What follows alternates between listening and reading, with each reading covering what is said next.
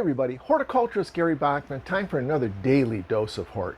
Well, you know I like to propagate plants, and in this video I just want to take you through the quick steps on how I'm going to propagate Duet beautyberry from a cutting to a little potted plant. Hang on, I'm going to show you how to do it.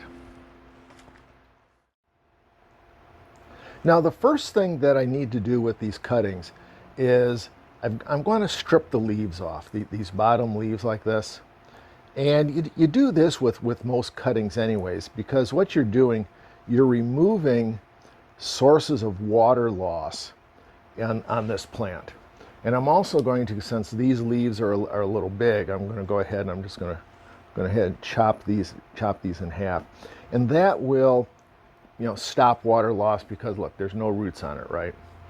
I'm also going to go ahead and cut a piece of the bottom off. Now with this, a lot of my cuttings, I'll go ahead and stick those in a pot with potting mix. But what I'm going to do with this, I'm going to pull the little test tubes out. I've shown these in the past. These are great little flat bottom test tubes. I got them on Amazon.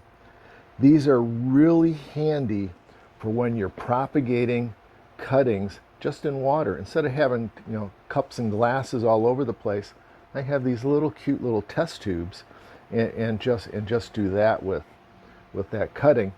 And I'm going to put that to the side, and I'm going to go ahead and bring let's get one with a lot of roots on it. Here's a cutting that now I collected the first one this afternoon. This cutting I collected back in the beginning of August, and this is from one of the original Duet beautyberry plants. And I got this from my mom's when I was up there visiting her. And this has been in the test tube about 6 weeks. Now, beautyberry, this Duet will root much quicker if we just go ahead and put it in a in a mist bed in media, but I'm not really set up for that right now. And so doing this in the test tube like that works out really well. The next thing I'm going to do with this, once we get to this point, let me stick that back in there so the roots don't dry out. I'm going to go ahead and take one of my 3-inch cups. And this is the Jolly Gardener mix. It's not a special, it's just a regular professional container mix.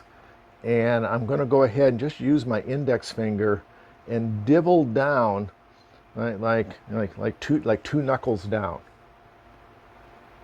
And we'll take that cutting and we'll stick it in there and we'll kind of bounce it a little bit so that those roots that were all kind of bunched up at the top will spread out a little bit in the bottom.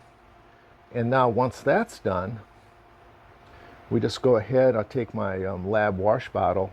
These are really handy for really directing water exactly where you want it to go versus a watering can or a hose or whatever. But I really like these. I've used this an awful lot. And we'll do that, and there. Now we've got a planted cutting.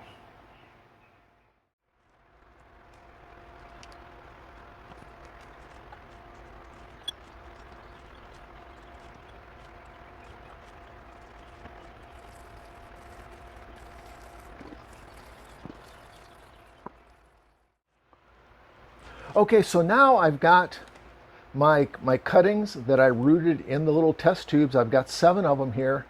All potted up. I'm going to put these in the small tray I've got here. This is that Bootstrap Farmer 10 by 10 little half tray with no holes. For the next few days, just because these are just freshly rooted, just make sure get those new roots growing a little bit, take a little bit of stress off. I'm going to use the Bootstrap Farmer tall 10 by 10 humidity dome. And I'll keep the vents open so it really doesn't overheat. But 2 or 3 days, I'll pop this off and we'll be ready to go. So anyways, thanks guys. We'll see you next time for another daily dose of hort.